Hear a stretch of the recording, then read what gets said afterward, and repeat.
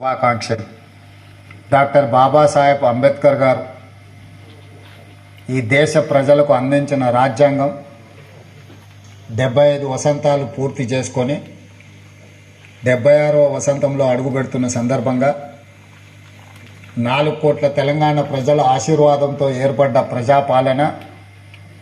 ఇందరమ్మ రాజ్యం ఈరోజు 4 నూతన సంక్షేమ పథకాలను ప్రవేశపెడుతుందని మీ అందరికీ తెలియజేయడానికి సంతోషపడుతున్నాను. మీ రేవంత్ అన్నగా మీ ఆశీర్వాదం తీసుకొని తెలంగాణ రాష్ట్ర ముఖ్యమంత్రిగా 13 నెలలు పూర్తి చేసుకున్న సందర్భంలో ప్రజలకిచ్చిన గ్యారెంటీలను ఒకటొకటిగా అమలు చేస్తూ ఈనాడు ఈ గణతంత్ర దినోత్సవ సందర్భంగా రైతు భరోసా, ఇందిరమ్మ ఆత్మీయ భరోసా, ఇందిరమ్మ ఇండ్లు,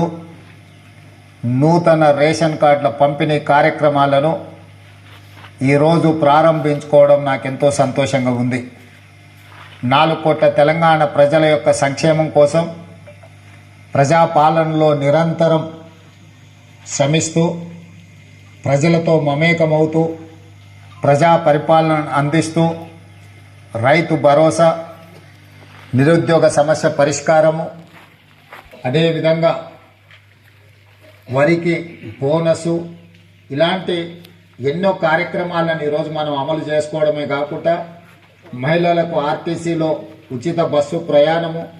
200 యూనిట్ల ఉచిత కరెంటు,